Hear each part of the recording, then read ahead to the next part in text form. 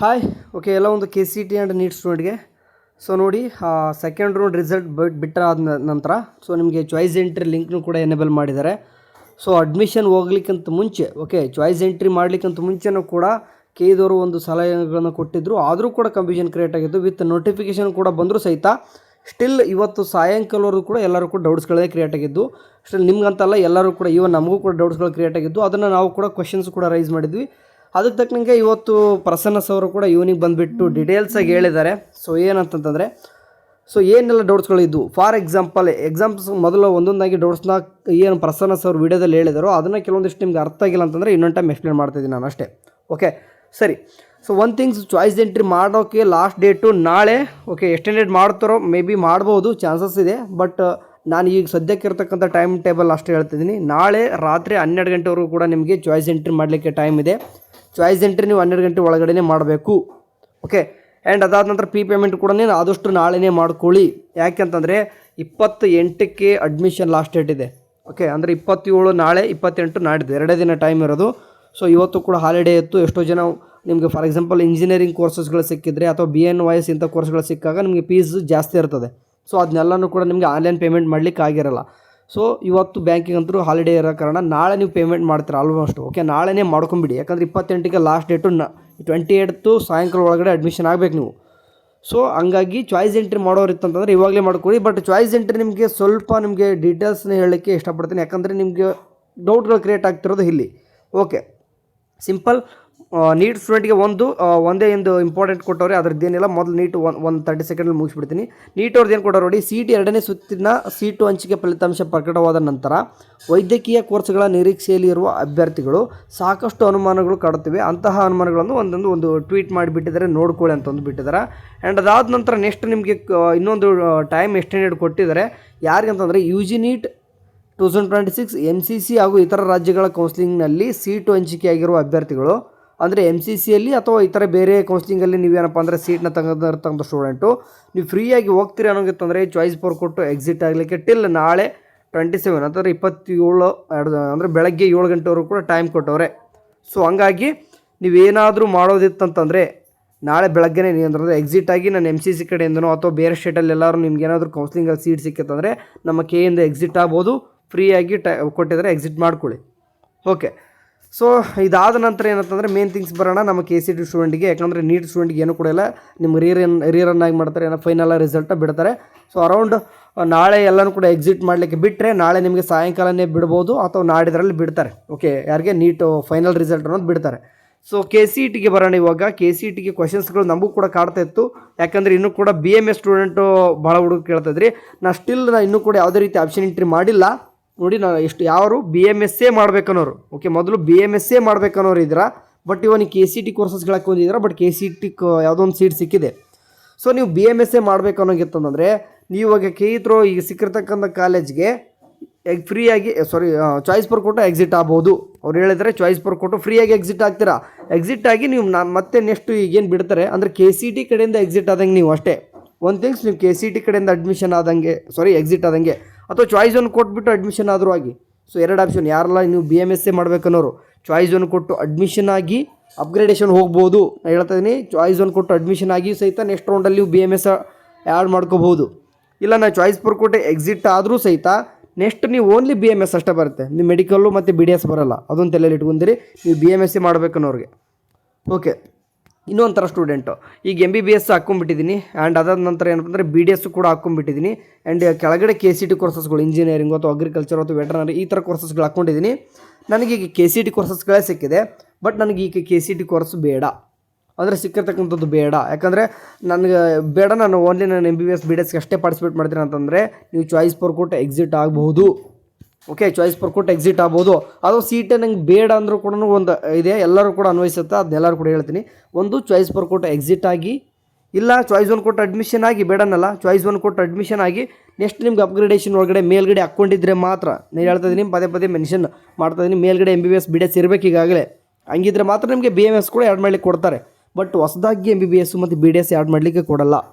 Upgradation means ಈಗ 1ನೇ college ನಿಮಗೆ MBBS ಇದೆ, 1 to 10 ಯಾವುದೋ MBBS ಇದೆ, ಅಥವಾ ಆ್ಯಂಡ್ 11 to 20ವರೆಗೂ ಕೂಡ BDS ಇದೆ. ನೀವು ಅನ್ಕೊಂಡಿರ್ತಾರೆ ಆ್ಯಕ್ಚುಲಿ ನೀವು 11 to 20ವರೆಗೂ ಕೂಡ BMS ಹಾಕ್ಕೊಂಡು ಆಮೇಲೆ 21 to 30ವರೆಗೂ BDS ಹಾಕೋಬೇಕು ಅಂತ. ಅಂದರೆ ಪ್ರಿಯಾರಿಟಿ ಎಕ್ಸಾಂಪಲ್ ಹೇಳ್ತಾ ಇದ್ದೀನಿ. ನಿಮ್ಗೆ 31 ಸಿಕ್ಕಿದೆ ಈಗ ಅಂದರೆ KCT ಕೋರ್ಸ್ ಸಿಕ್ಕಿದೆ, ನೀವು ಮೇಲ್ಗಡೆ ಎಲ್ಲನೂ ಕೂಡ ಪಾರ್ಟಿಸಿಪೇಟ್ ಮಾಡ್ಬೋದು. ಅಂದರೆ ನೀವು ಚಾಯ್ಸ್ ಒನ್ ಕೊಟ್ಟು ಅಡ್ಮಿಷನ್ ಆಗಿ ಏನು ಮಾಡ್ಬೋದು, ಮೇಲ್ಗಡೆ ಪಾರ್ಟಿಸಿಪೇಟ್ ಮಾಡ್ಬೋದು. ಕೆಳಗಡೆದು ಬರಲ್ಲ, ಅದೊಂದು ತಲೆಯಲ್ಲಿ ಇಟ್ಕೊಂಡಿರಿ, ಬರಲ್ಲ. ಸೊ ಇನ್ನೊಂಥರ ಸ್ಟೂಡೆಂಟ್ ಇದ್ದಾರೆ ಇವಾಗ ಈ ಥರ ಅಂದರೆ ಪೆನಾಲ್ಟಿ ಬಗ್ಗೆ ಕೇಳ್ತಾ ಇದ್ರು. ಮೇನ್ ಥಿಂಗ್ಸ್ ಎಲ್ಲರೂ ಕೂಡ ಕೇಳ್ತಾ ಇರೋದು 5,000 ರೂಪಾಯಿ ದಂಡ ಯಾರು ಕಟ್ಟಬೇಕು ಆ್ಯಂಡ್ ಪೆನಾಲ್ಟಿ ಕಟ್ಟಿದರೆ ನಮಗೇನು ಯೂಸಸ್ಸು ಅಂತಂದು. ಸೊ ನೋಡಿ, ಈ ಪೆನಾಲ್ಟಿ ಯಾರು ಕಟ್ಟಬೇಕಂತ ಹೇಳ್ತೀನಿ ನೋಡಿ. ಈಗ XYZ ಯಾವುದೋ ಒಂದು ಕಾಲೇಜ್ ಸಿಕ್ಕಿದೆ ಈಗ, ಓಕೆ, ನಿಮ್ಮ KCTಲಿ ಯಾವುದೋ ಒಂದು ಕಾಲೇಜ್ ಸಿಕ್ಕಿದೆ. ಬಟ್ ನಿಮ್ಗೆ ಹೆಂಗಾಗಿದೆ ಅಂತಂದರೆ ಇದು ಆಪ್ಷನ್ ಎಂಟ್ರಿ ಮಾಡೋದು ನಿಮಗೆ ಒಂದು ಆಟ ಥರ ಆಗಿಬಿಟ್ಟಿದೆ. ನಾವು ಪದೇ ಪ್ರತಿ ಸಾರಿತಿನೂ ಕೂಡ ನಾವು ಹೇಳ್ತಾ ಇದ್ವಿ, KE ಡೈರೆಕ್ಟರ್ ಹೇಳ್ತಿದ್ರು, ಬೇರೆಯವರು ಕೂಡ ಹೇಳ್ತಿದ್ರು. ಮಾಕ್ ರಿಸಲ್ಟು ಕೂಡ ಬಿಡ್ತಿದ್ರು ಫಸ್ಟ್ ರೌಂಡಿಗೆ ಮುಂಚಿತ. ಓಕೆ, ಮಾಕ್ ರಿಸಲ್ಟ್ ಬಿಟ್ಟಾದ ನಂತರ ಫೈನಲ್ ರಿಸಲ್ಟು ಕೂಡ ಬಿಟ್ಟರು. ಆ್ಯಂಡ್ ಅವಾಗಲೂ ಕೂಡ ನಿಮಗೆ ಫೈನಲ್ ರಿಸಲ್ಟ್ ಬಿಟ್ಟಾದ ತಕ್ಷಣ ಅವಾಗಲೂ ಕೂಡ ನೀವು ಚಾಯ್ಸ್ 2 ಕೊಡೋದು ಬಂದಿದ್ರು ಅಥವಾ ಚಾಯ್ಸ್ 3 ಕೊಡೋದಾದ್ರೂ ಬಂದಿದ್ರಿ. ಸ್ಟಿಲ್ ಹೇಳಿದರು ನೀವು ಸೆಕೆಂಡ್ ರೌಂಡ್ ಯಾವ್ದು ಸಿಗುತ್ತೋ ಅದು ಅಡ್ಮಿಷನ್ ಆಗಲೇಬೇಕಂತಂದು ನಿಮ್ಗೆ ವಾರ್ನು ಕೂಡ ಮಾಡಿದರು. ಆದರೂ ನೀವೇನು ಮಾಡಿದಿರ ಅಂತಂದರೆ ಸರಿಯಾಗಿ ನಿಮಗೆ ಬೇಕಾಗಿರ್ತಕ್ಕಂಥ ಆಪ್ಷನ್ ಎಂಟ್ರಿ ಮಾಡಿಲ್ಲ, ಕಾಟಾಚಾರಕ್ಕೆ ಮಾಡ್ಕೊಂಡಿದ್ದೀರ. ಇವಾಗ ಏನದು ಅದೇ ಕಾಟಾಚಾರಕ್ಕೆ ಮಾಡಿರ್ತಕ್ಕಂಥ ಕಾಲೇಜಸ್ ಸಿಕ್ಬಿಟ್ಟಿದೆ. ಇವಾಗ ನಿಮ್ಗೆ ಏನು ಅನಿಸಿದೆ, ನಮ್ಗೆ ಬೇಡ ಅನಿಸಿರ್ತದೆ. ಸೊ ಹಂಗಾಗಿ ನೀವು ಇವಾಗ ಏನು ಮಾಡಿದ್ರು, ನೀವು ಕಾಟಾಚಾರಕ್ಕೆ ಏನು ಆಪ್ಷನ್ ಎಂಟ್ರಿ ಮಾಡಿದ್ರು, ಇದಕ್ಕೆ ನಿಮ್ಗೆ ಪನಿಷ್ಮೆಂಟ್ ಥರ ಅವ್ರು ಕೊಡ್ತಾ ಇರೋದು 5,000 ರೂಪಾಯಿ. ಓಕೆ, ಇಲ್ಲಾಂತಂದರೆ ನಿಮ್ಗೆ ಈ ಸರ್ತಿನೂ ಕೂಡ ಚಾಯ್ಸ್ 2 ಕೊಡ್ತಾಯಿದ್ರು. ಬಟ್ ನೀವು ಈ ಥರ ಮಾಡಬಾರ್ದು, ಅವೇರ್ನೆಸ್ ಇರಲಿ ಅನ್ನೋಕ್ಕೋಸ್ಕರನೇ 5,000 ರೂಪಾಯಿ ಪೆನಾಲ್ಟಿ ಮಾಡಿದ್ದಾರೆ. ಇದು ಡಿಸಿಷನ್ ಚೆನ್ನಾಗಿದೆ ಕೇಳಿದ್ರು, ಯಾಕಂದ್ರೆ ಸುಮ್ಗೆ ಪಾರ್ಟಿಸಿಪೇಟ್ ಮಾಡೋದು ಯಾಕ್ರಿ. ಸೊ ಯಾರಿಗೆಲ್ಲ ಅವೇರ್ನೆಸ್ ಇರ್ತದೋ, ಓಕೆ, ಡೈಲಿ ಯಾರೆಲ್ಲ ಅಪ್ಡೇಟ್ಸ್ಗಳು ಇರ್ತಾರೆ, ನೀವು ಮನೇಲಿ ಕೂತು ಏನು ಮಾಡ್ತಾರ, ಓಕೆ, ಥ್ರೋಟ್ ಮಾರ್ಚಿಂದ ಕೂತಿದ್ರ ಕರೆಕ್ಟ್ ಈ ಥರ ಇನ್ಫಾರ್ಮೇಷನ್ ಡೈಲಿ ಒಂದು ಅರ್ಧ ಗಂಟೆ ಇದಕ್ಕೆ ಟೈಮ್ ಕೊಡಿದ್ರು ಸಾಕಿತ್ತು, ನಿಮಗೆ ಎಲ್ಲ ಅಪ್ಡೇಟ್ಸ್ಗಳು ಗೊತ್ತಾಗ್ತಾ ಇರ್ತದ್ದು. ಸೊ ಇವಾಗ ಬಂದುಬಿಟ್ಟು ನಾನು ನೋಡಿರಲಿಲ್ಲ, ಇವಾಗ ಬರ್ತಿದ್ದೀನಿ ಅಂತಂದರೆ, ಸೊ ಹೆಂಗೆ ಆಪ್ಷನ್ ಎಂಟ್ರಿ ಮಾಡಿಬಿಟ್ಟಿದ್ದೆ ಗೊತ್ತಿರಲಿಲ್ಲ ಅಂತಂದರೆ ಅದು ನಿಮ್ಮ ತಪ್ಪಾಗುತ್ತೆ. ಯಾಕಂದರೆ ನಿಮ್ಮ ಲೈಫ್ ಬಗ್ಗೆ ನಿಮಗೆ ಸೀರಿಯಸ್ನೆಸ್ ಇಲ್ಲ ಅಂತಂದರೆ 5,000 ರೂಪಾಯಿ ಪೆನಾಲ್ಟಿ ಕಟ್ಟಿರಿ. ಇವಾಗ ಏನು ಮಾಡಿ ಅಂತಂದರೆ KEದವ್ರಿಗೆ ಹೇಳಿದ್ದಾರೆ, ಓಕೆ, 5,000 ರೂಪಾಯಿ ಪೆನಾಲ್ಟಿ ಕಟ್ಟಿ ಆ್ಯಂಡ್ ಥರ್ಡ್ ರೌಂಡಿಗೆ ಪಾರ್ಟಿಸಿಪೇಟ್ ಮಾಡ್ಬೋದು. ವಿತ್ 750 ರೂಪೀಸ್ ನೀವು ಆಪ್ಷನ್ ಎಂಟ್ರಿ ಪೇಮೆಂಟ್ ಮಾಡಿಬಿಟ್ಟೇ ಬರಬೇಕು. ಸೊ ಸ್ಟಿಲ್ ನೀವು ಒಂದು ರೀತಿ ಹೆಂಗೆ ಅಂತಂದ್ರೆ, ಇದು ನೀವು ಮೊದಲೇ ಈ ಕೆಲಸ ಕರೆಕ್ಟಾಗಿ ಪ್ರಿಯಾರಿಟಿ ಆರ್ಡರ್ 1 2 3 4 ಹಾಕ್ಕೊಂಡಿದ್ರಿ. ಸೊ ಪರವಾಗಿದ್ದು ಇದು ನಂಗೆ ಬೇಕಾಗಿರ್ತಕ್ಕಂಥ ಕಾಲೇಜ್ ಅಷ್ಟೇ ಆ್ಯಡ್ ಮಾಡ್ಕೊಂಡಿದ್ರಿ. ಅಂದರೆ ಸೆಕೆಂಡ್ ರೌಂಡ್ ಒಳಗೂ ಕೂಡ ಚಾನ್ಸಸ್ ಕೂಡ ಕೊಟ್ಟಿದ್ರು ಎಡಿಟ್ ಮಾಡಲಿಕ್ಕೆ, ಹೊಸದಾಗಿ ಆ್ಯಡ್ ಮಾಡಲಿಕ್ಕೂ ಕೂಡ ಟೈಮ್ ಕೊಟ್ಟಿದ್ರು. ಅದಲ್ಲ ಅಂದರೆ ಸೆಕೆಂಡ್ ರೌಂಡ್ಗೆ ಯಾವ ವರ್ಷನೂ ಕೂಡ ಕೊಡದೇ ಇರೋರಿಗೆ ಇದ್ದವರು ಈ ವರ್ಷ ನಿಮಗೆ ಹೊಸದಾಗಿ ಆ್ಯಡ್ ಮಾಡಲಿಕ್ಕೆ ಕೊಟ್ಟಿದ್ರು. ಓಕೆ, ನಿಮ್ಗೆ ಬೇಕಾಗಿರ್ತಕ್ಕಂಥ ಮಾತಾಡ್ಕೊಂಡು ಬೇಡವಾದ್ರೆ ಡಿಲೀಟ್ ಮಾಡ್ಕೋಬೇಕಿತ್ತು. ಇವಾಗ ಸಿಕ್ಕಿದೆ ಬೇಡ ಅಂತಂದರೆ ಹೆಂಗೆ ರೀ, ಯಾಕಂದರೆ 3 ಸರ್ತಿ ಟೈಮ್ ಕೊಟ್ಟವ್ರು ನಿಮಗೆ. ಸೊ ಆದರೂ ಕೂಡ ಸ್ಟಿಲ್ ನೀವು ಅದೇ ಕಾಲೇಜ್ ಇಟ್ಕೊಂಡು ಅದೇ ಕಾಲೇಜ್ ಸಿಕ್ಕಿದೆ ಬೇಡ ಅಂತಂದರೆ ಸ್ಟಿಲ್ ನೀವೇನಪ್ಪ ಅಂದರೆ ಸಿಂಪಲಾಗಿ ಈಗಲೂ ಕೂಡ ಒಂದು ಅವಕಾಶ ಕೊಟ್ಟಿದ್ದಾರೆ ನಿಮಗೆ. ಓಕೆ, KEದವ್ರು ನಿಮ್ಮ ಪರವಾಗಿನೇ ಇದ್ದಾರೆ ಆದರೂ ಕೂಡ, ಬಟ್ ಪೆನಾಲ್ಟಿ 5,000 ರೂಪಾಯಿ ಕಟ್ಟಲೇಬೇಕು. ಓಕೆ ಸರಿ, 5,000 ರೂಪಾಯಿ ಕಟ್ಟಿ ನೆಕ್ಸ್ಟ್ ನೀವು ಏನು ಮಾಡ್ತೀರಂತಂದರೆ ಹೊಸದಾಗಿ ಆಪ್ಷನ್ ಎಂಟ್ರಿ ಮಾಡ್ಲಿಕ್ಕೆ ಅಂತಂದು ಮತ್ತೆ ನೀವು 750 ರೂಪಾಯಿ ಕಟ್ಟೇ ಬರಬೇಕಾಗುತ್ತೆ. ಓಕೆ, ಫ್ರೀಯಾಗಿ ಏನು ಬರೋಲ್ಲ. ಆಪ್ಷನ್ ಎಂಟ್ರಿ ಅಂದರೆ ಇಂಟ್ರೆಸ್ಟ್ ಇರೋರು ಮಾತ್ರ ಬರಲಿ ಅಂತ. ಓಕೆ, ಆ್ಯಂಡ್ ಇನ್ನೊಂದು ಥಿಂಗ್ಸ್, ಈಗಿಂತ ಬರೋರು ಕೂಡ ಮತ್ತೆ ಬರ್ತೀರಾ. ಇವಾಗ ಥರ್ಡ್ ರೌಂಡಿಗೆ ಬಂದುಬಿಟ್ಟು ಮತ್ತೆ ನೀವೇನಾದರೂ ಕಾಟಾಚಾರಕ್ಕೆ ಆಪ್ಷನ್ ಎಂಟ್ರಿ ಮಾಡೋಂಗಿಲ್ಲ. ಈಗ ಮತ್ತೆ ಹೊಸದಾಗಿ ಆಪ್ಷನ್ ಎಂಟ್ರಿ ಮಾಡ್ತೀರಾ ಥರ್ಡ್ ರೌಂಡಿಗೆ ಬಂದು, ಮತ್ತೆ ನಿಮ್ಗೆ ABC ಒಂದು ಯಾವುದೋ ABC ಒಂದು ಕಾಲೇಜ್ ಸಿಕ್ತು ಅಂದ್ಕೊಳ್ಳಿ, ಆ ಕಾಲೇಜಿಗೆ ನೀವು ಅಡ್ಮಿಷನ್ ಆಗಲೇಬೇಕು ಸಿಕ್ಕ ಮೇಲೆ. ಸೊ ಹಂಗಾಗಿ ಥರ್ಡ್ ರೌಂಡಿಗೆ ಈ ಥರ ಬರೋರಿಗೆ ಅಂದರೆ 5,000 ರೂಪಾಯಿ ಕಟ್ಟಿ ಪೆನಾಲ್ಟಿ ಕಟ್ಟಿ ಬರೋರಿಗೆ, ಸೊ ನಿಮಗೆ ಒಂದು ಬೇಕಾಗಿರ್ತಕ್ಕಂಥ ಕಾಲೇಜಸ್ ಮಾತ್ರ ಆ್ಯಡ್ ಮಾಡಿ. ಇಲ್ಲಾಂದರೆ ಸಿಕ್ತು ಆಮೇಲೆ ಮತ್ತೆ ಹೋಗ್ತೀನಿ ನಾನು ಅದು ಬೇಡ ಅಂತಂದರೆ ನಿಮ್ಗೆ ಇನ್ಮೇಲೆ ಕಾನೂನಾತ್ಮಕವಾಗಿ KEದವ್ರು ಹೇಳಿದರೆ ಒಂದು FIR ಆಗ್ತಿವ್ರು ಅಂತಲೂ ಕೂಡ ಹೇಳಿದಾರೆ. ಸೊ ದಂಡ ಮಾತ್ರ ಇನ್ ಕೇಸ್ ಬಿಟ್ಟು ಬೇರೆ ಎಲ್ಲೂ ಕೂಡ ನೀವು ಪಾರ್ಟಿಸಿಪೇಟ್ ಮಾಡ್ಲಿಕ್ಕೆ ಬರಲ್ಲ. ನೀವು ಇಂಜಿನಿಯರಿಂಗ್ ಮಾಡ್ತೀರ ಅಂತಂದ್ರೆ ಸಾಧ್ಯನೇ ಇಲ್ಲ ನೀವು. ಓಕೆ, ಸೀಟ್ ಸಿಕ್ಕು ನೀವು ಅಡ್ಮಿಷನ್ ಆಗಿಲ್ಲ ಅಂತಂದರೆ ನೀವು ಇಂಜಿನಿಯರಿಂಗ್ ಯಾವುದು ಕೂಡ ಮಾಡಲಿಕ್ಕೆ ಬಿಡಲ್ಲ. ಮಾಡ್ತಿರಿಲ್ಲ ಅಂತಲ್ಲ, ಮಾಡಿದ ತಕ್ಷಣ ರಿಜಿಸ್ಟ್ರೇಷನ್ ನಂಬರ್ ಬರಬೇಕಲ್ಲ VT ಕಡೆಯಿಂದ. ಸೊ ಅಲ್ಲಿ ತಡೆ ಇಡ್ತಾರೆ ನಿಮ್ಮದು. ಸೊ ಹಂಗಾಗಿ ಹುಷಾರಾಗಿ ಮಾಡಿ. ಇದು ಒಂದು ಗೋಲ್ಡನ್ ಚಾನ್ಸ್ ಥರ ಕೊಟ್ಟಿದ್ದಾರೆ KEದವರು, ಯೂಸ್ ಮಾಡ್ಕೊಳ್ಳಿ. ಕಟ್ಟೋಂಗಿದ್ರೆ 5,000 ರೂಪಾಯಿ ಕಟ್ಟಿ, ಇದನ್ನು ಕೂಡ ಗುಡ್ ಆಪ್ಷನ್ ಆಯಿತಾ. ನೀವು ತಪ್ಪು ಮಾಡಿ ಬಂದಿದ್ರಿ, ನಿಮಗೆ ಗೊತ್ತಿಲ್ಲದೇನೋ ಮಾಡಿದ್ರಿ, ಬಟ್ ಸ್ಟಿಲ್ ಒಂದು ಚಾನ್ಸ್ 5,000 ರೂಪಾಯಿ ಕಟ್ಟಿ ಪೆನಾಲ್ಟಿ ಕಟ್ಟಿಬಿಟ್ಟು ನೀವು ಥರ್ಡ್ ರೌಂಡ್ ಪಾರ್ಟಿಸಿಪೇಟ್ ಮಾಡೋರು ಮಾಡಿರಿ. ನಾನು ಎಲ್ಲ ಕೂಡ ಕರೆಕ್ಟಾಗೇ ಮಾಡಿದ್ದೆ, ನಾನು ಎಲ್ಲರೂ ಕೂಡ ಆಪ್ಷನ್ ಎಂಟ್ರಿ ನೀಟಾಗೇ ಮಾಡಿದ್ದೆ. ನನಗೆ ಬೇಕಾಗಿರ್ತಕ್ಕಂಥ ಕಾಲೇಜಸ್ ಕೂಡ ಸಿಕ್ಕಿದೆ, ಬಟ್ ನನಗೆ ಇನ್ನೂ ಕೂಡ ಬೆಟರ್ ಸಿಗಬೇಕಾಗಿದೆ ಅಷ್ಟೇ ಅನ್ನೋರು ಇರ್ತಾರೆ. ಅಂದರೆ ಈಗ 1 2 3 4 ಓಕೆ 4ನೇ ಕಾಲೇಜ್ ಸಿಕ್ಕಿದೆ ನಿಮಗೆ, ಬಟ್ ನನಗೆ ಇನ್ನೂ ಕೂಡ ಬೆಟರ್. ನಂಗೆ 4ನೇ ಕಾಲೇಜ್ ಏನು ಬೇಡ ಅಂತಲ್ಲ, ಇರಲಿ, ಬಟ್ ಆದರೂ ಕೂಡ ನೋಡೋಣ. ಯಾಕಂದರೆ ಇನ್ನೂ ಒಂದು ರೌಂಡ್ಗಳಿದೆ. ಸೊ ಅವರು ಅಪ್ಗ್ರೇಡೇಷನ್ ಕೂಡ ಕೊಟ್ಟಿದ್ದಾರೆ ನನಗೆ ಅಂತಂದರೆ ನೀವು 1 2 3 3 ಕಾಲೇಜಿಗೆ ಪಾರ್ಟಿಸಿಪೇಟ್ ಮಾಡ್ಬೋದು. ಚಾಯ್ಸ್ ಒನ್ ಕೊಟ್ಟು ಪೇಮೆಂಟ್ ಮಾಡಿ ಅಡ್ಮಿಷನ್ ಆಗಿ ಏನು ಮಾಡ್ಬೋದು, ಥರ್ಡ್ ರೌಂಡಿಗೆ ಹೋಗ್ಬೋದು. ಇದು ಈ ವರ್ಷದ ರೂಲ್ಸ್ಗಳು ಫುಲ್ ಚೇಂಜಸ್ ಆಗಿದೆ, ಅರ್ಥ ಮಾಡ್ಕೊಳ್ಳಿ. ಬೇರೆ ನಿಮ್ಮ ಸೀನಿಯರ್ಸ್ಗಳು ಹೋದ ವರ್ಷದ ಥರ ಇಲ್ಲ ರೂಲ್ಸು, ಈ ವರ್ಷ ಫುಲ್ ಡಿಫ್ರೆಂಟ್. ಸೆಕೆಂಡ್ ರೌಂಡೇ ಫುಲ್ ಡಿಫ್ರೆಂಟ್. ಇನ್ನೂ ಕೂಡ ಮುಂದೆ ಏನೇನು ಮಾಡ್ತಾರೆ KEದವರು, ಅದು ಟೈಮ್ ಟು ಟೈಮು ಚೇಂಜಸ್ ಆಗ್ತಿರ್ತದೆ. ಎಲ್ಲನೂ ಕೂಡ ಅಪ್ಡೇಟ್ ಮಾಡ್ತೀನಿ. ಓಕೆ, ನೀಟವ್ರಿಗೆ ಅಂತ ಹೇಳ್ದಂಗೆ ಸಿಂಪಲಾಗಿ ಏನಿಲ್ಲ. ಯಾರೆಲ್ಲ MCC ಥ್ರೂ ಯಾರೆಲ್ಲ ನೀವು ಹೋಗೋರಿತ್ತಂದರೆ ಪ್ಲೀಸ್ ಹೋಗಿ. ಯಾಕಂದರೆ ನಿಮಗೆ ನೀವು ಹೋಗಿದ್ದು ಏನಾಗುತ್ತೆ ಅಂತಂದರೆ ಬೇರೆ ಒಂದು ಸ್ಟೂಡೆಂಟ್ಗೆ ಹೆಲ್ಪ್ ಆಗುತ್ತೆ. ಓಕೆ, ಸುಮಾರು ಒಂದು 100 to 150 ಸ್ಟೂಡೆಂಟು ಕೂಡ ಸ್ಕಿಪ್ ಆದರೆ ನಮ್ಮ KE ಕಡೆಯಿಂದ MCC ಥ್ರೂ ಅಡ್ಮಿಷನ್ ಆದರೆ ಆ 100 to 150 ಸೀಟ್ಗಳು ನಮ್ಮ ಕರ್ನಾಟಕದ ಸ್ಟೂಡೆಂಟಿಗೆ ಒಂದು ಮೆಡಿಕಲ್ ಕಾಲೇಜೊಳಗೆ ಸೀಟ್ ಸಿಗುತ್ತೆ. ಹೋಪ್.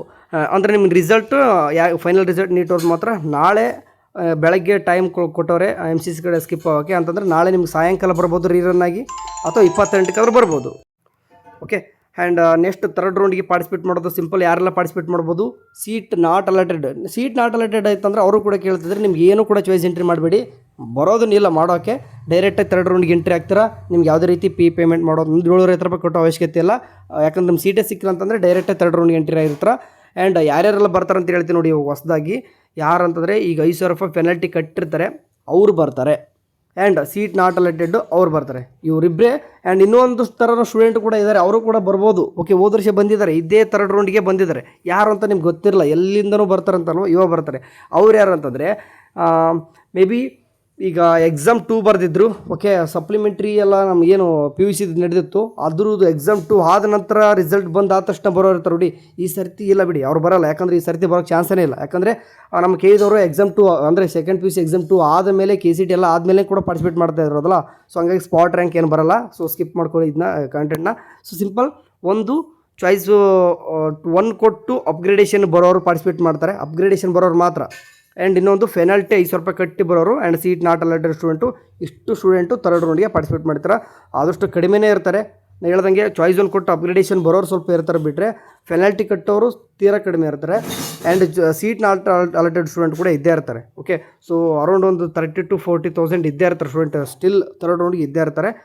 ಸೊ ಅದ್ರ ಬಗ್ಗೆ ನೆಕ್ಸ್ಟ್ ಹೇಳ್ತೇನಂತೆ. ಇವಾಗ ನಿಮ್ಗೇನಾದರೂ ಟೈಮ್ ಜಾಸ್ತಿ ಇಲ್ಲ ಆಯಿತಾ, 27-28 ಎರಡೇ ದಿನ ಇರೋದು. ಚಾಯ್ಸ್ ಎಂಟ್ರಿ ಮಾಡಲಿ, ಮೊದಲು ಹೋಗಿ ಚಾಯ್ಸ್ ಎಂಟ್ರಿ ಮಾಡಿರಿ, ಪೇಮೆಂಟ್ ಮಾಡಿರಿ. ಆನ್ಲೈನ್ ಮಾಡೋರು ಆನ್ಲೈನ್ ಮಾಡಿರಿ. ಆನ್ಲೈನ್ ಮಾಡೋದು ನಿಮಗೆ ಗೊತ್ತಿಲ್ಲ ಅಂತಂದರೆ ನಾನು ಈಗಾಗಲೇ ಸಾಕಷ್ಟು ವಿಡಿಯೋ ಮಾಡಿದ್ದೀನಿ, ಬೇಕಾದ್ರೆ ಕಾಮೆಂಟಲ್ಲಿ ಆ ವಿಡಿಯೋ ಕೊಟ್ಟಿರ್ತೀನಿ. ಆನ್ಲೈನ್ 10 ರೂಪಾಯಿ ಪೇಮೆಂಟ್ ಮಾಡೋದು ಯಾವ ರೀತಿ, ಸಿಂಪಲ್ 10 ರೂಪಾಯಿ ಪೇಮೆಂಟ್ ಮಾಡೋದು ಯಾವ ರೀತಿ ಅಂತಂದು ಅದು ಪ್ರೊಸೆಸ್ ಈಸಿ ಇದೆ, ಅದನ್ನ ಹೇಳಿದ್ದೀನಿ. ಅದಾದ ತಕ್ಷಣ ಬ್ಯಾಂಕಿಗೆ ಹೋಗಿ ಕಟ್ಟೋರು. ಓಕೆ, ಚಲನ್ನು ಯಾರಿಗೆ ನಿಮಗೆ 50,000 ಅಥವಾ 80,000 90,000 ಅಥವಾ 1,20,000 1,30,000 ಅಥವಾ 1,83,000 ಕೆಲವೊಂದಿಷ್ಟು ಕೋರ್ಸ್ಗಳಿದೆ ನೋಡಿ, BNYS ಅವೆಲ್ಲ ನಿಮಗೆಲ್ಲನೂ ಕೂಡ ಚಲನ ಡೋ ಮಾಡಿಕೊಂಡು ನೆಕ್ಸ್ಟ್ ಪ್ರೊಸೆಸ್ ಏನಂತ ಅದನ್ನು ಕೂಡ ಹೇಳಿದ್ದೀನಿ. ಎರಡೂ ಕೂಡ ಬೇಕಾದ್ರೆ ಆನ್ಲೈನ್ ಆ್ಯಂಡ್ ಬ್ಯಾಂಕಿಂಗ್ ಎರಡೂ ಕೂಡ ವಿಡಿಯೋ ಕಮೆಂಟ್ ಬಾಕ್ಸಲ್ಲಿ ಕೊಟ್ಟಿರ್ತೀನಿ, ಎರಡೂ ಕೂಡ ನೋಡ್ಕೊರಿ, ನಿಮಗೆ ಅಂಡರ್ಸ್ಟ್ಯಾಂಡ್ ಆಗುತ್ತೆ. ಹೋಪ್ ನಿಮ್ಗೆ ಏನಾದರೂ ಡೌಟ್ಗಳಿದ್ರೆ ಕಮೆಂಟ್ ಬಾಕ್ಸಲ್ಲಿ ಹಾಕಿ. Thank you, have a next day, bye.